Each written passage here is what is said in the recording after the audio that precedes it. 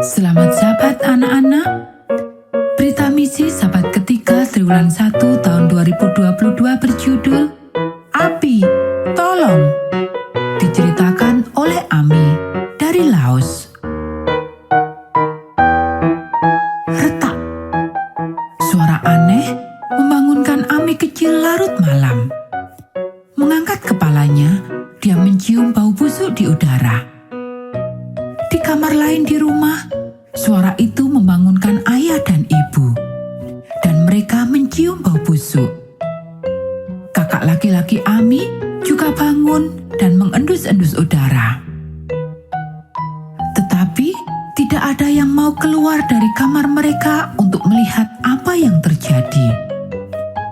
Pencuri sering masuk ke rumah-rumah di desa mereka di Laos, dan mereka tidak mau diserang. Akhirnya, rasa ingin tahu Ami mengalahkannya, dan dia memutuskan untuk melihatnya. Mengintip dari pintu, dia melihat pesawat televisi dilalap api. Televisi itu berada di lemari kayu di ruang tamu. Di atas lemari ada vas bunga besar.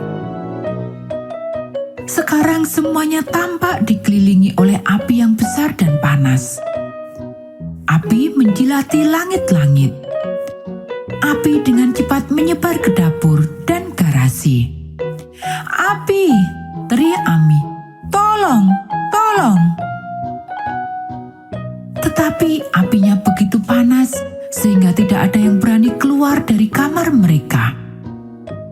Ayah, ibu, dan saudara laki-lakinya dengan cepat berlari ke jendela di belakang rumah dan melompat keluar. Tetapi Ami tidak lari. Dia jatuh bertelut. "Tuhan, tolong selamatkan kami," dia berdoa.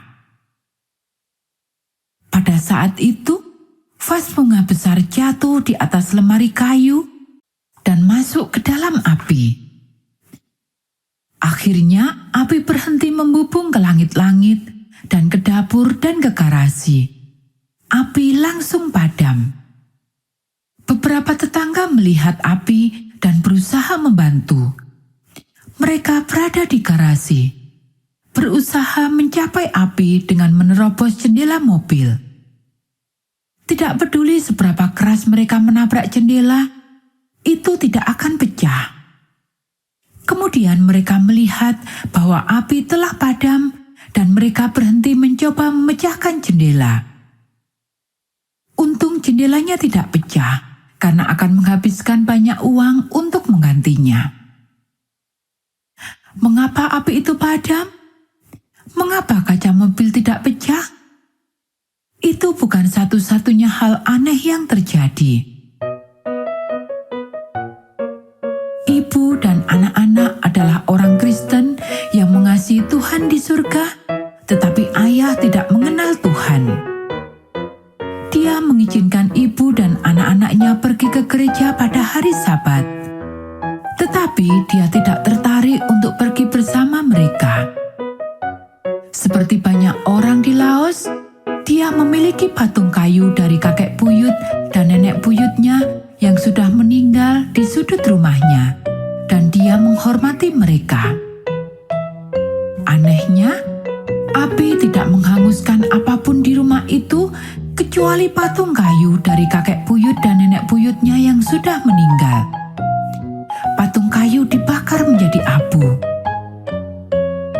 Keluarga Ami mengecat ulang ruang tamu setelah kebakaran, dan mereka mendedikasikan rumah mereka untuk Tuhan. Mereka menyadari tidak seperti sebelumnya bahwa rumah mereka dan semua yang mereka miliki sebenarnya adalah milik Tuhan.